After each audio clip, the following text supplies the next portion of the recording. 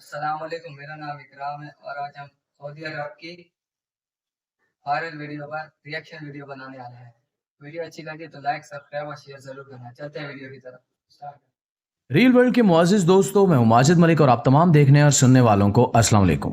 ناظرین، آج کی ویڈیو میں ہم بات کرنے والے ہیں دنیا عرب کے اس قاتل کے بارے میں جس کے قاتل ہونے کے باوجود پورے عالم عرب کی ہمدردیاں اس کے ساتھ ہو گئیں اور اس کی پھانسی پہ گہرے دکھ اور رنج کا اظہار کیا جا رہا ہے۔ یہ واقعہ کب، کہاں اور کیسے پیش آیا، اس بارے میں مکمل طور پر جاننے کے لیے اس ویڈیو کو آخر تک ضرور دیکھیے گا۔ ناظرین گرامی، سعودی عرب کو اسلامی سزاؤں کے نفاذ کے لیے پوری دنیا میں جانا جاتا ہے، جہاں کچھ مغربی ممالک بلکہ اکثریتی مغربی ممالک سعودی عرب کے نظام انصاف اور وہاں پہ موجود اسلامی سزاؤں کے ظالمانہ ہونے پر تنقید کرتے نظر آتے ہیں، وہیں پہ مسلم دنیا میں ان سزاؤں کو سراہا جاتا ہے اور یہ سمجھا جاتا ہے کہ ان سزاؤں کی وجہ سے سعودی عرب میں جرائم کی شرح نہایت کم ہے۔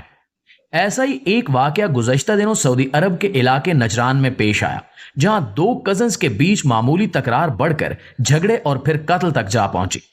جس شخص نے اپنے کزن کو قتل کیا اس کا نام محمد بن مرسل ہے اور اس نے اپنے کزن معید بن عبداللہ کو معمولی تکرار اور جھگڑے کے بعد قتل کر دیا۔ اس قتل کے بعد محمد بن مرسل کو قانون نافذ کرنے والے اداروں نے گرفتار کر لیا اور اس پہ مقدمہ چلا۔ یہاں یہ بات اہمیت رکھتی ہے کہ دونوں اشخاص آپس میں کزن تھے اور فرسٹ کزن تھے، مطلب کہ قریبی رشتہ تھا، البتہ دونوں کا قبیلہ الگ الگ تھا۔ دونوں نوجوان کم سن اور پھر بھرپور جوانی کے حامل تھے اور ان کی عمر کچھ زیادہ نہیں تھی اور دونوں کے چھوٹے چھوٹے بچے بھی تھے۔ گزشتہ دنوں ستمبر کے اوائل میں سعودی عدالت نے قاتل محمد بن مرسل کو سزائے موت سنا دی، جس کے بعد محمد بن مرسل کے قبیلے نے معید بن عبداللہ کے قبیلے کو صلح کی پیشکش کی اور دیت میں ایک بھاری رقم جائیداد اور بے شمار چیزیں پیش کی اور کوشش کی کہ کسی طرح سے ان کے قبیلے کے شخص کی جان بچ جائے اور اسے بدلے میں قتل نہ کیا جائے۔ یہاں پہ رک کر ہم تھوڑا سا اس بارے میں جانتے ہیں کہ اسلامی نظام انصاف کیسے کام کرتا ہے۔ معزز دوستو، قرآن پاک میں اللہ رب العزت کا ارشاد ہے کہ مسلمانوں پہ ایک دوسرے کی جان اور مال حرام ہے۔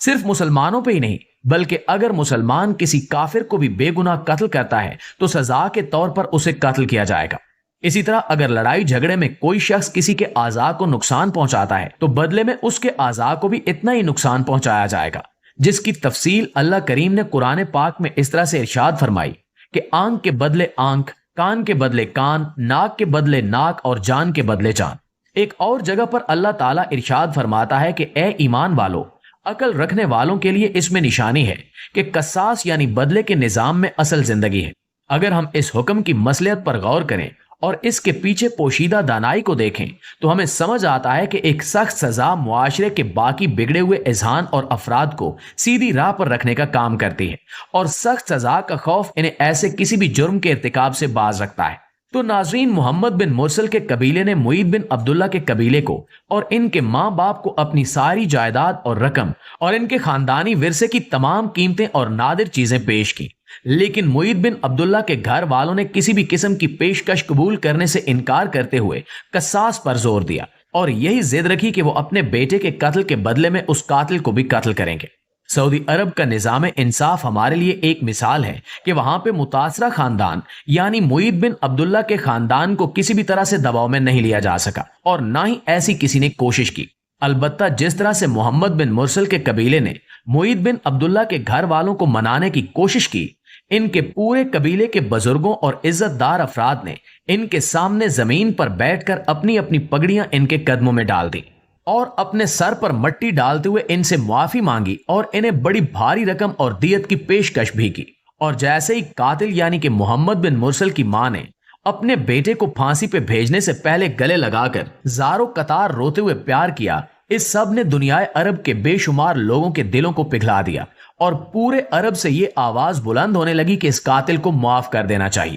بات صرف یہیں پہ نہیں رکی، بلکہ محمد بن مرسل کے بزرگوں کے علاوہ محمد بن مرسل کے چھوٹے بیٹے نے بھی مقتول کے خاندان کے سامنے گڑ گڑاتے ہوئے اور روتے ہوئے اپنے باپ کی معافی کی التجا کی۔ لیکن محمد بن مرسل کے گھر والوں نے یہ نہیں سوچا کہ ان کے بیٹے نے جس شخص کو قتل کیا ہے ان کے گھر والے بھی اسی کرب اور دکھ سے گزر رہے ہوں گے جس دکھ اور کرب سے اب وہ گزرنے والے ہیں۔ इसी वजह से मुईद बिन अब्दुल्ला के घर वालों ने इन तमाम पेशकश और मुआफी नामों को रद्द करते हुए कसास पर जोर दिया और बिल आखिर 20 सितंबर को मोहम्मद बिन मुरसल को सरेआम फांसी दे दी गई। नाज़रीन, सऊदी अरब के इसी निजाम इंसाफ का कमाल है कि वो इस्लामी निजाम की पैरवी करते हैं, जिसकी वजह से सऊदी अरब में ऐसे घिनौने जराइम की शरह निहायत कम है और वहां पे सालों बाद कोई ऐसा जुर्म सामने आता है, क्योंकि ये सख्त सजाएं और इबरतनाक अंजाम किसी भी शख्स को ऐसे घिनौने जुर्म के इर्तिकाब से बाज रखती हैं। हमारी इस्लामी तारीख भी इंसाफ की ऐसी मिसालों से भरी पड़ी है,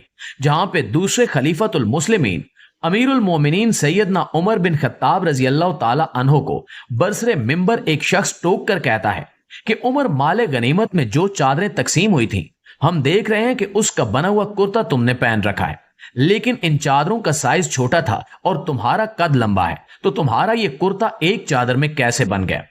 तुमने सबको एक एक चादर दी, तो क्या तुमने अपने लिए 2 चादरें रखी?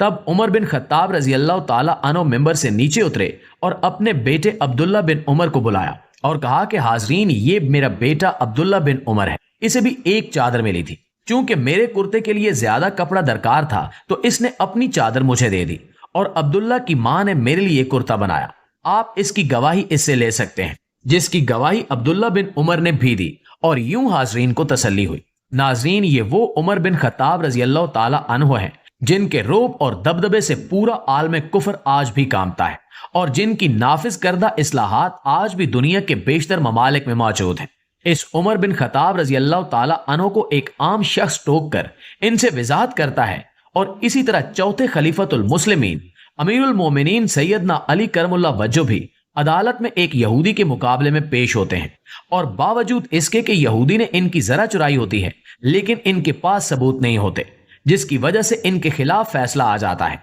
और वो यहूदी के मुकाबले में अपना मुकदमा हार जाते हैं। नाज़रीन ग्रामी, ये सिर्फ 2 मिसालें हैं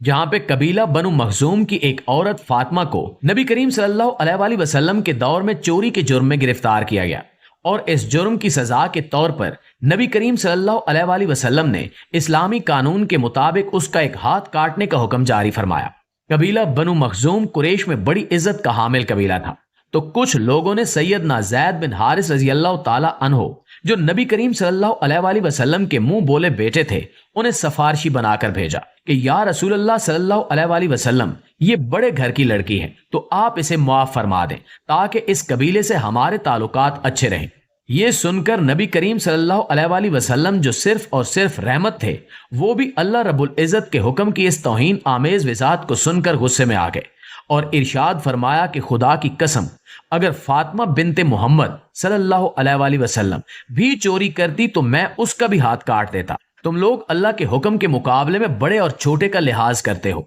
और तुमसे पहले कौमें भी इसलिए तबाह हो गईं कि वो ताकतवरों को छोड़ देते थे और कमजोरों को सजा देते थे। तो नाज़रीन, ये है इस्लाम का इंसाफ, जिसने इस्लाम का बोलबाला पूरी दुनिया में किया है। ये बात समझने की जरूरत है कि इस्लामी सजाएं अपनी नौयत में सख्त जरूर हैं, लेकिन इनका मकसद सिर्फ और सिर्फ मुआशरे को दोबारा ऐसे किसी भी जुर्म के इर्तिकाब से रोकना है। अल्लाह से दुआ है कि वो हमारे प्यारे मुल्क पाकिस्तान में भी ऐसी सूरत हाल पैदा फरमाए कि यहाँ पे इस्लामी निज़ाम नाफिज हो और इस्लामी निज़ाम इंसाफ के तहत इस्लामी सजाएं भी जारी हों, ताकि हमारा मुआशरा भी अमन और सुकून का गहवारा बन जाए। बेशक सबसे बेहतरीन कानून इस्लाम का है। काश हमारे हुक्मरान भी ये सोच रहे हैं। आपको वीडियो कैसी लगी? वीडियो अच्छी लगी तो लाइक सब्सक्राइब जरूर करें। अल्लाह।